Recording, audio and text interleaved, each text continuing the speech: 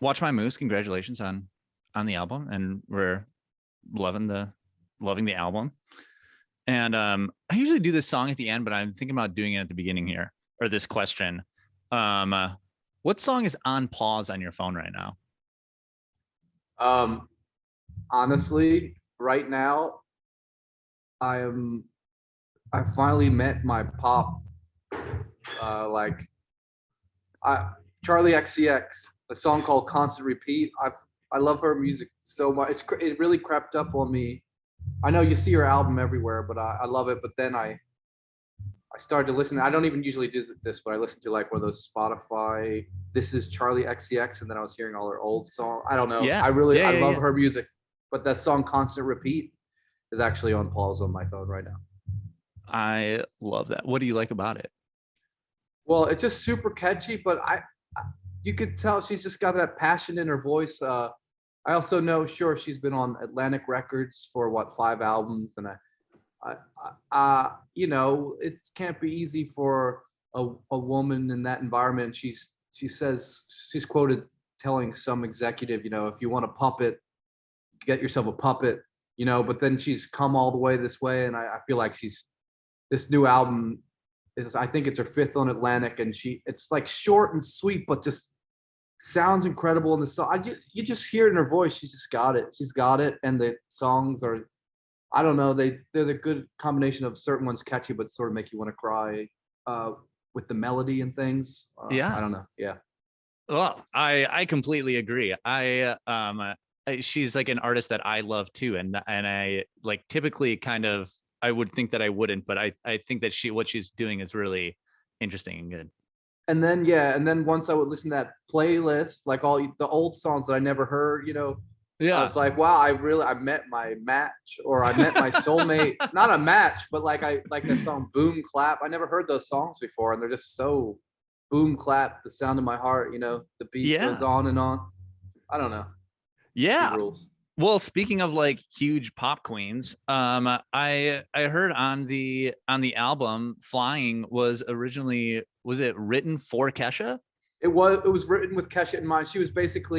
She got in touch with me to write together, like over I guess at first it was Zoom because it was the pandemic, and she Yeah. does it with a lot of people. But I was so flattered. I couldn't believe she wanted to work with me, and her label sent me all her stuff, and my buddy Tom Sharpling turned me on to certain songs, and I remember I heard certain songs on the radio. Like pop radio is kind of new for me, modern pop radio. I don't really listen to it that much.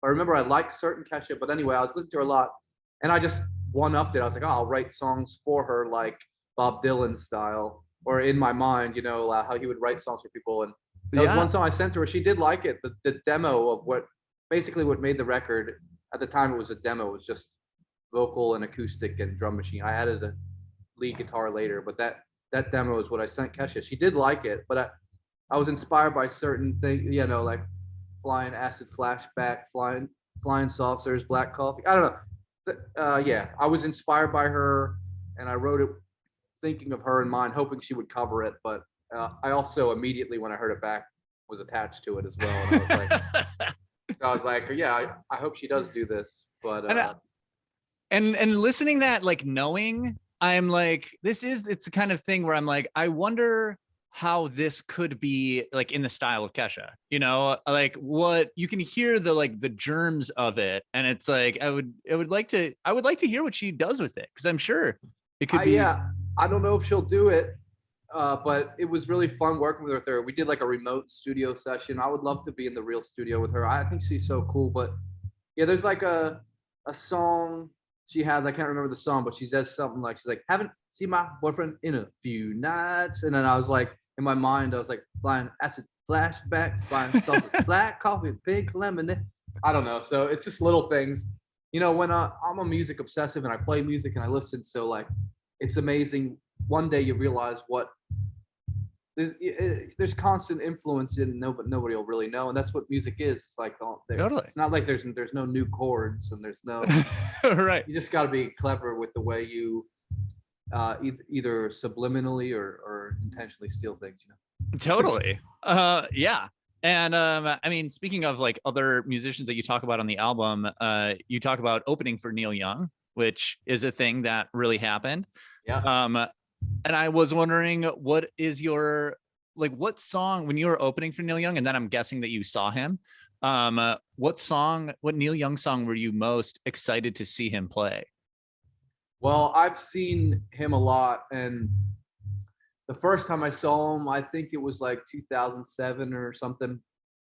My buddy John Sharkey from Philly, he's in bands. We like bonded over our mutual love of Neil Young, and a funny story is we were in the front row of the balcony at the Tower in Tower Theater in Philadelphia, and he played the opening chords of which I thought was "Walk On," the opening track off of "On the Beach," which is a favorite album. Say, "On the Beach," that would be incredible to see live.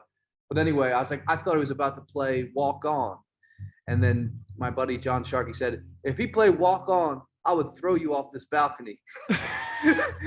meaning like, people get so excited about Neil, like you hear your song, you're like, ah! Can you imagine just throwing somebody off the balcony? Oh my God. But at that show, he basically played, the first half was solo, second half was with the band, and track 2 was Ambulance Blues, which is just such a beautiful acoustic song off of the On the Beach album. That was, so I kind of got my wish, track 2, Yeah. And I've seen him, I can't even count how many times I've seen him now, maybe 10 times. Well, I mean, I think, are obviously like a fan of deep cuts. I mean, with Wages of Sin on the album, that is like as deep of a Springsteen cut as you can get. Do you ever think about that at your shows? Do you ever, as an appreciator of a deep cut, do you throw out deep cuts? Yeah, I think I throw out deep cuts. I mean, maybe aside from Pretty Pimpin', anyway, all my songs are relatively deep cuts, but yeah, I'm into that for sure. And I like, I played solo like at Rough Trade Records in London the day the record came out, and I let people call out songs, and somebody was like, "Feel my pain," Yeah. And so I played that, and it helped my set out. "Feel my pain." That's a deep cut. Yeah. Well, let's talk about Wages of Sin for a second. I mean, that's a Bruce Springsteen song that you got on the album, and you weigh into it, which I think is really great. You really like let that stretch. Do you remember the first time you heard that song? Yeah, it was in my mid-20s. I'm 42 now, so sometimes in like, I don't know, sometime between 2003 and 5, I'd say. And the album tracks, you just sort of, once you get into Springsteen, and then you're like, you got to get your fix with like the stuff. I just love how Springsteen, he's got songs that weren't even released that'll break your heart. That's the beauty. That's why they call him the boss. That's why, at the anniversary of Darkness on the Edge of Town, at one point they put out the box set with a whole other album of stuff that didn't make the record that just will crush you. And that's what I like about tracks, is there's a lot of outtakes or B-sides, songs like Janie Don't You Lose Heart and Sad Eyes Never Lie. But Wages of Sin, I understand why he didn't put it on Born in the USA, but at the same time, it really kills you.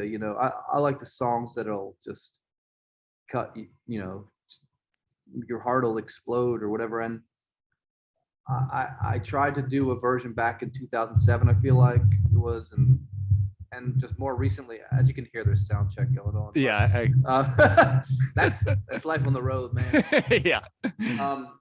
But anyway, yeah, I just this previous album, Bottle It In, I was on tour in Europe. It seemed like forever, and I was just getting a lot out of hearing those darker, beautiful, less known Springsteen songs. And that one, I turned my drummer onto it. He's like, he heard about my trying to get a version back in the day, and he's like, we should just do another version. I'm like, yeah, you're right. And so it came together. What do you think it would have done to Darkness if you would have put it on there? Born in the USA. Oh, sorry.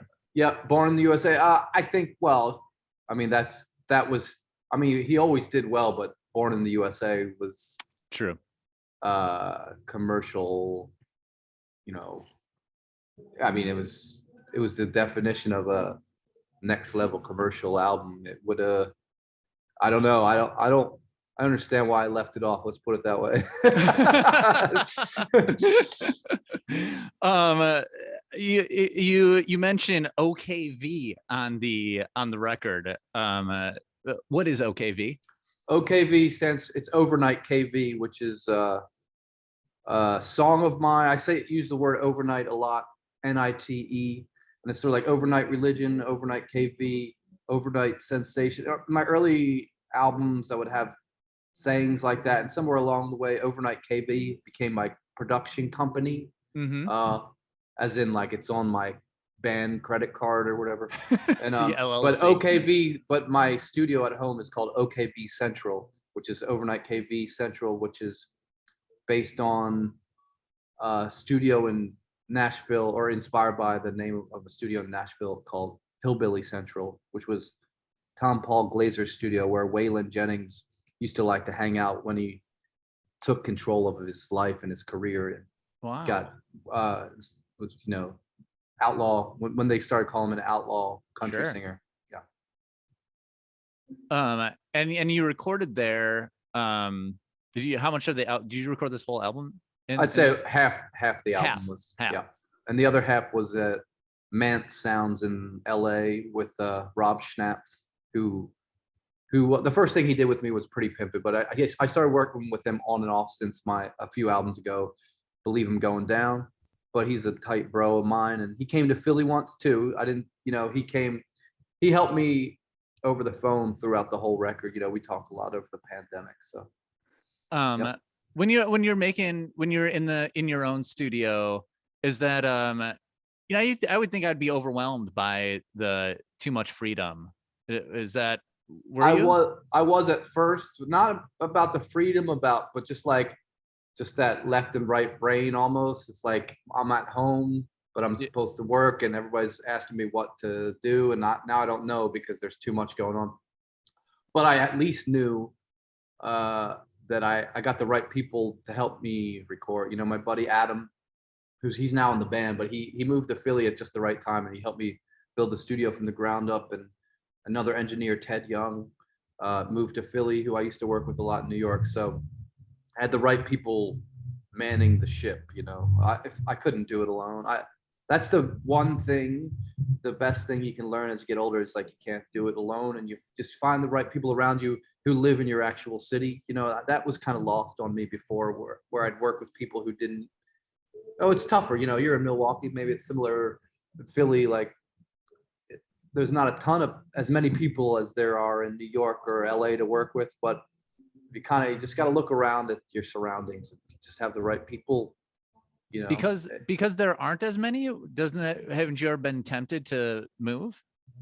I fantasized at one point, but New York was always close enough. And yeah, I at one point I wanted to move to LA or something, but I'm glad I didn't. I'm really glad I didn't. Love that. Are those your girls on the front of the album? Yeah. What I don't have an ending question because I did my ending question first. Do you think your girls are gonna grow up to be musicians? They already are. So yeah. All right. That's it, Kurt. Can't wait for the show in Milwaukee, and good luck on the show tonight. And thanks for all the music. Yeah, thank you so much for having me. And enjoy your beautiful house. Have a party or something. Yeah. Thanks, all bye. Right. Yep. All See ya. Bye.